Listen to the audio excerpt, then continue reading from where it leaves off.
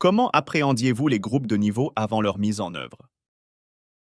Le dispositif, au départ, j'avais des appréhensions, surtout concernant les élèves. J'avais peur qu'ils se sentent stigmatisés par rapport à l'autre groupe. Et tout de suite, à la rentrée, évidemment, ça n'a pas raté.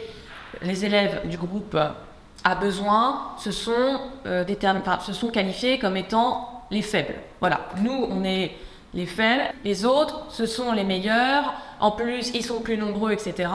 Donc, on se sent rejeté, on se sent mis à part. Ça a duré, cet état d'esprit, une petite quinzaine de septembre. On a bien posé les bases dès le début en disant il n'y a aucun caractère fort, faible ou que sais-je. Vous avez des besoins spécifiques, en français en tout cas, et en mathématiques sûrement, mais en tout cas en français vous avez des besoins spécifiques. Et si vous êtes là, si vous êtes en petit nombre, c'est parce qu'on estime qu'on aura beaucoup plus de temps à vous accorder pour chacun d'entre vous. Après 2 trimestres d'expérimentation, quels effets constatez-vous sur les élèves? Moi, j'ai récupéré cette année, en classe de 5e, des élèves que j'avais en classe de 6e qui présentaient des lacunes de base, dans les compétences de base, en français. Donc, c'était très intéressant de les récupérer en classe de 5e parce qu'on a ciblé vraiment les lacunes. Et il faut dire qu'en petit groupe, c'est beaucoup plus facile de travailler. L'ambiance de classe, elle est presque parfaite parce qu'ils se connaissent tous, il n'y a pas de préjugés. La prise de parole, elle est beaucoup plus facile parce qu'ils n'ont pas honte de prendre la parole, ils n'ont pas cette gêne d'être jugés par les autres. Et donc, en fait, on a pu consolider les compétences de l'oral. À l'écrit également, on a plus de temps à leur consacrer. On a plus, en fait, des fois, on a même cette impression d'être en cours particulier. Et en petit nombre, faut le dire, on pointe plus les difficultés des élèves. Alors que nous avons un groupe à 15, 16, 20 élèves, on n'a pas les mêmes facilités. Après 2 trimestres, ce que je trouve de plus encourageant dans le dispositif, déjà, c'est la hausse des résultats. En français, la moyenne générale a augmenté d'1 point. C'est quand même pour une petite classe qui est partie avec de forts besoins, c'est quand même valorisant. Je fais, en plus, ça vous me précisez, les mêmes évaluations dans les 2 groupes. Et il y a quand même une hausse de la moyenne générale. Donc ça, c'est encourageant.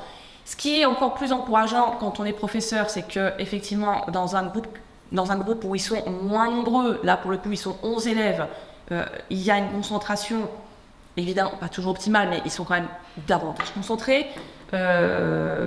Ils savent que quand ils ne comprennent pas quelque chose, ils peuvent poser des questions, ils ne seront pas jugés par tous les autres, puisqu'ils ont les mêmes besoins a priori. Donc ça aussi, c'est vraiment le côté positif. Ils se sentent plus libres de poser des questions. Ils se sentent beaucoup plus libres de dire « j'ai compris, je n'ai pas compris ». Et en fait, c'est l'aisance en classe qui est vraiment encourageant. Comment as-tu vécu le fait d'être intégré dans un groupe à besoins? Au départ, je pensais que c'était pas bien, mais maintenant je trouve que cette idée de groupe, je trouve qu'elle est bien. Au départ, pour moi, c'était compliqué parce que j'ai pas pu accepter. Mais puis quand j'ai fait les cours avec eux, avec ce groupe, je me sentais plus libre pour m'exprimer. Qu'est-ce que t'a finalement apporté ce dispositif? Les côtés positifs, c'est la seule chose que je peux faire, c'est de me concentrer avec le prof ou la prof. Déjà, au niveau de la concentration, on se concentre plus quand on est en petit groupe. Quoi d'autre? On n'a pas, pour moi, je peux pas m'exprimer normalement devant tout le monde, devant plein de gens. Quand j'étais dans ce groupe, je me sentais plus libre. Je m'exprimais librement. Voilà. Oui, j'ai fait des progrès par rapport à l'année dernière. J'ai progressé en français, en maths et en histoire. Ces 3 matières. L'avantage, c'est que le prof il peut venir t'expliquer. Comparé dans une grande classe, il y a 20 élèves, comparé dans une petite, il y a beaucoup moins d'élèves. Quand le prof demande une question, tu peux la répondre, comparé dans une grande classe, tu as moins de chances de la répondre. Comment avez-vous réagi lorsque vous avez appris que votre enfant était placé dans le groupe à besoins? Au départ, quand j'ai su que ma fille va être placée dans un groupe de besoins, j'étais contre. Même ma fille, elle était contre. En fait, j'avais peur sur le moral de ma fille. Voilà. En fait, au départ, j'étais pas très contente, voyant que je croyais qu'avec le niveau, ou bien ils ont mis les élèves avec des difficultés qui ont été placés à part l'autre groupe. Comment votre enfant se sent aujourd'hui? L'attention que portent les profs pour les difficultés que l'enfant est là. Après, on était satisfait et ici, il s'est retrouvé. Voyons l'encadrement qu'on a trouvé. Donc, ça va. Est-ce que votre enfant a progressé? Pour ma fille, l'expérience dans ce groupe de besoins était super. En fait, j'ai vu Lina progresser. Elle était épanouie. Elle a trouvé un espace beaucoup plus libre. Elle a pris confiance en elle.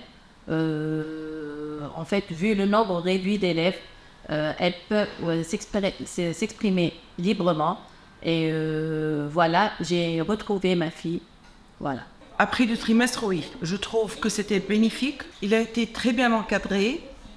Et les lacunes qu'il a retrouvées au début, et soi-disant, on va dire qu'ils ont été dépassés après 2 trimestres.